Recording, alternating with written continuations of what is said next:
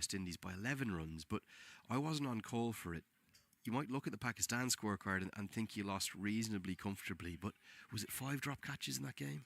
Yeah, no, the Pakistan game is definitely the one that we look back on. That was definitely an opportunity that we had. I think we had the left-handed batter drop twice on 20, and she went on to make 60, 70. Well bowled by Lamachani. That's Munib Ali, wasn't it? She made 71 that day. Munib, yeah. And that was actually a time in the game we had built loads of pressure, bowling really well, and unfortunately those 2 chances went down, and then they kicked on a wee bit, and again towards the end as well had good chances and just couldn't quite get over the line, but again just played really well. It was just a really good performance, which gave us really good confidence. Good challenging, probing line from Lamachani. He's causing a lot more problems to Charlie Tier than Richie Berrington, isn't he? Kick of the turf and frustration this time. All that variety and mystery of Lamachani. Really, really interesting to watch him, and fascinating to see Rohit Powdell stuck with him. You might have thought after Berrington started to get after Lamachani that he might just have said, okay, we'll give him a rest and bring him back if we can get Berrington out. Okay, again short, again helped away. Berrington is taking a liking to Lamachani. Being honest, Craig Wallace is taking him apart right now. Yeah, he's definitely put him under pressure, and again that was a bad ball by Lamachani, just slightly down leg, which Berrington swept away. He's a good player of spin, isn't he, Richie Berrington? He does favour the leg side, but he can go inside out over cover. He drives elegantly too. He must be a difficult batter to bowl to. The Nepal fans are trying to get their star man going. Real drift on offer, isn't there? Curves out of the hand. Berrington happy to work it for a single, doesn't want the second. What about that Ireland game in the last day? It was a game, being honest, you should have won, shouldn't you? Oh, yeah, should have won. But just an amazing game of cricket as well. I think probably the most annoying thing about the whole qualifiers was every single game that we played was just a brilliant game, and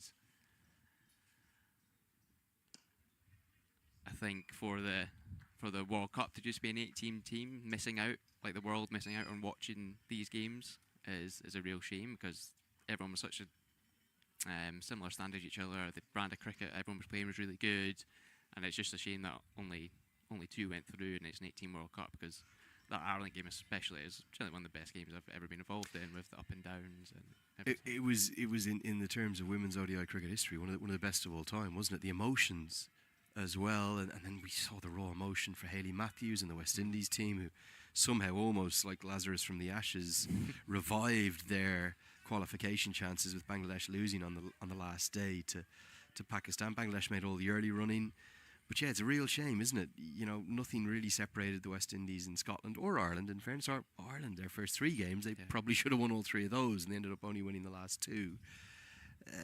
There is expansion in the cycle, isn't there? I think the Women's T20 World Cup, the next edition, goes to 12 teams. Yeah. You'll already be at the global qualifier, having been at the last one, the first appearance for a Scottish women's side at an ICC global event.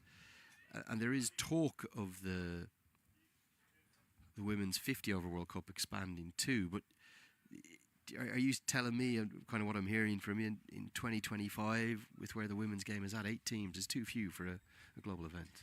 Yeah, it is, especially when even that World Cup, if everything is as it is at the moment, probably India, England, Australia will just dominate, and the other 5 teams will be thereabouts. South Africa obviously a bit stronger, and West Indies as well, but it's not. Oh, West Indies aren't there. West Indies aren't there, of course. They haven't qualified. Jesus, yeah, that's insane, isn't it, when you think about it? So the gulf, there's obviously, it's always difficult, and with the levels of funding and fixtures that the associates get to play, let alone the lesser full members. What's the solution to the gulf that we're seeing in the women's game? Because the top levels of it, with the Women's Premier League having come in, and you know, plenty of different players from different countries getting exposure, and that the standard seems to me to have never been higher by quite a distance. Mm-hmm. But there is a big gulf, isn't there? England, Australia and India's women's sides are by quite a distance the best 3 teams in the world. It was fantastic to see the last T20 World Cup go New Zealand's way, but yeah, how do you address that gulf without, I suppose, getting getting too political, but just trying to get an understanding of what's the way forward for the women's game. Yeah, no, I don't know. To be fair, we're probably doing South Africa and Justin's fair. They've actually been quite a lot of finals recently and done pretty well. But the honest answer is I'm not sure. Obviously, one is fixtures and more games. But apart from that, the way that it works at the moment in terms of all the funding going to mainly those 3 countries, and I just don't see it ever improving the way the format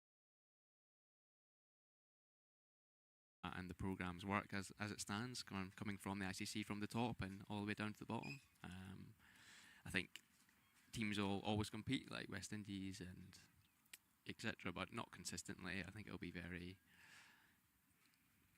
Oh, where's Charlie goes this week? Big appeal, but no interest from the umpire. Reg Banshee in particular was interested, wasn't he? He's wondering where it's missing. If you do miss a sweep, you can get yourself in trouble.